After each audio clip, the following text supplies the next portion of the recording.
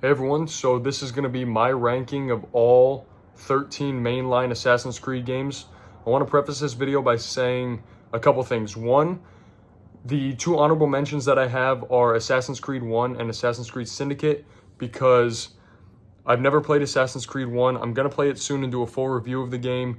And then I haven't finished Syndicate, so I don't feel comfortable putting it on this list. And then the second disclaimer is that I'm not going to have any expansions slash like knockoff DLC games. So no Liberation, no Freedom Cry, none of the Chronicles games. You see the Eivor poster back here. So you may be surprised where I put Valhalla, but let's get started. So coming in last place and what I consider to be the worst Assassin's Creed game and my least favorite, at least as of this video's recording, is Assassin's Creed Valhalla. Now, contrary to the fact that I love Eivor, the character, and when the game came out, I thought it was good, the more time I've had to sit on the game, the more I actually can't stand it. I think it's incredibly bloated. I think it's a little bit boring, and the combat does feel nice, and the story is decently interesting sometimes, but the fact that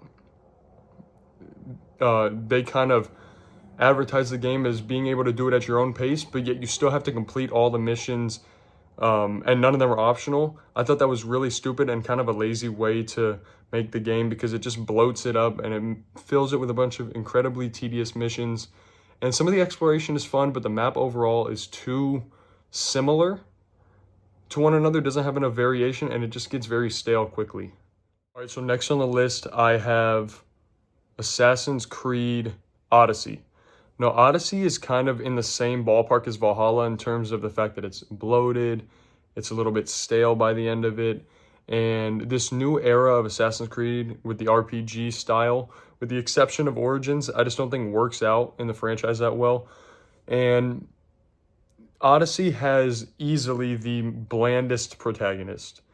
Whether you're playing Alexios or Cassandra, both of them are just incredibly bland. I played as Cassandra, but it didn't really matter anyway because they have the exact same dialogue options. And yeah, I just don't think Odyssey is very good. The map is pretty. It's pretty sometimes, but there's not too much variation in terms of the different locations, so you're not really feeling like you're in one place or another. Kind of just all feels very samey. Also, the combat is really bad. It's very, very lightweight, and that's something that they improved on in Valhalla, because everybody knew that Odyssey's combat was really bad. The bloated health bars, the low damage, the fact that there was no hidden blade as well. I just don't think that Odyssey's a great game, but it does look aesthetically pleasing sometimes. Now this next pick may surprise some people, but number 9, I have Assassin's Creed Rogue. Now I don't think Rogue is a bad game, and it's significantly better than the 2 games below it, but there's just a couple things holding it back from being a main staple in the franchise. Now one, the game is just too short. And I know my complaint for Valhalla and Odyssey is that they're too long, but Rogue just simply doesn't have enough substance. The story doesn't really have any momentum because by the time something interesting is happening, it's already over. Now, I liked the main protagonist. I'm actually forgetting his name right now. I think it's Shay, but I'm not remembering correctly. I like the whole story of assassin turned Templar, but they did one of the most interesting stories in one of the smallest narratives. So it doesn't really flesh it out, and it kind of just leaves a lot to be desired because I wish they did more with that. I would have loved to explore an assassin turned Templar in a full-blown game, but for now, Rogue just sits at number 9 for me. Coming in at number 8, I have the most recent entry in the franchise, which is Assassin's Creed Mirage. Now, Mirage is not as open-worldy as Valhalla, Odyssey, or Origins, and it does feel like it sticks to its roots a little bit more, and I will say that Baghdad was a decently interesting location.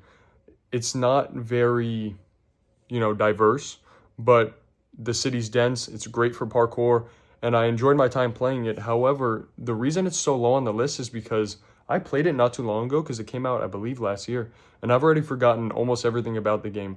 Basim is not one of the more interesting protagonists, and I think in the grand scheme of Assassin's Creed, he'd probably be in like the bottom 3 or 4 protagonists, and the story was predictable by the end. You could tell that the villain who ended up being the villain was, gonna turn and things like that.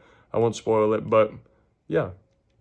There's not really much to say about Mirage except the fact that it's decently fun to play, but a little bit forgettable. Now coming in at I believe this is number 7, we have Assassin's Creed 3. Now Assassin's Creed 3 by no means is bad. And Connor is one of the cooler protagonists, even though he's a little bit bland in terms of his personality. The reason AC3 is so low for me is because, yes, it's diverse. You can go through the forest, you can go through, this, that. I'm kind of forgetting a little bit. But there were some things about the game that I just thought were dreadfully average. Like the whole homestead building, I thought was whatever. I didn't really care about that. The story was okay. It wasn't the best by any means, but the assassinations were cool. And one problem that I did have was the fact that the story kind of takes a while to kick off. You start the game playing as Hatham, and then you play as young Connor, and then you finally play as adult Connor. So the story drags a little bit in the beginning.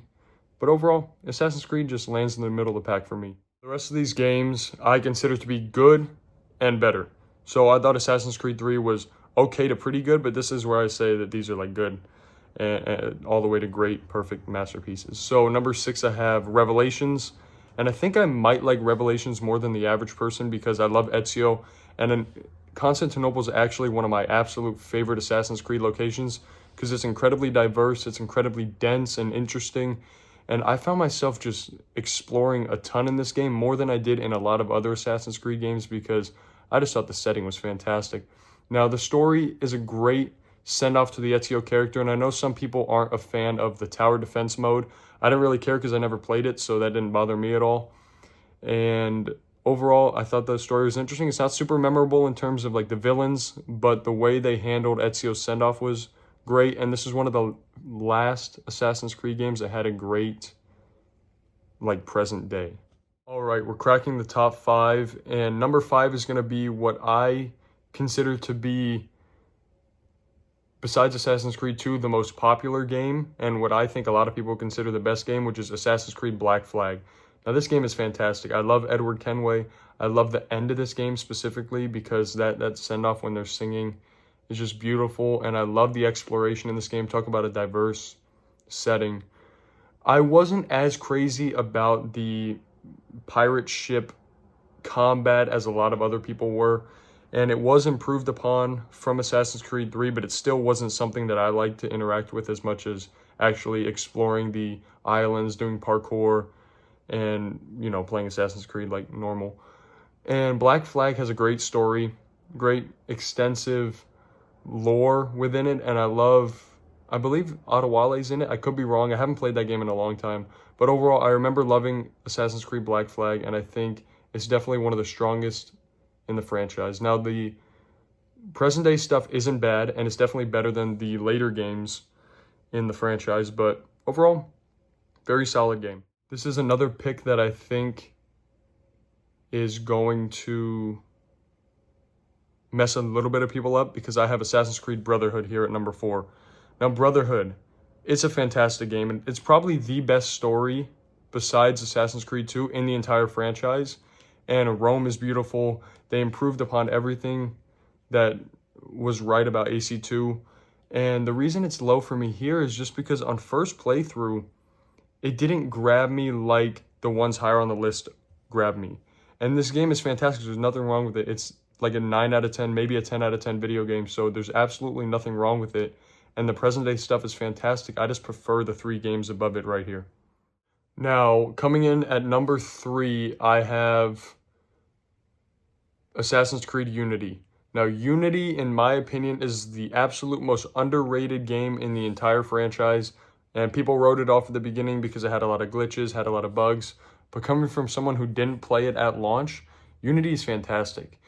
And while it doesn't have the absolute best protagonist ever, and a lot of people think he's just a copy of Ezio, I thought Arno was pretty fun, and the love interest in that story is pretty well thought out and well executed, and the setting is just fantastic. It's incredibly dense. It's probably the best parkour in the entire franchise, and with the exception of Origins, it's the best setting, in my opinion, in terms of just, the different neighborhoods you can go through, the different boroughs, the different gangs that you fight. I just love the French Revolution time period of Assassin's Creed Unity.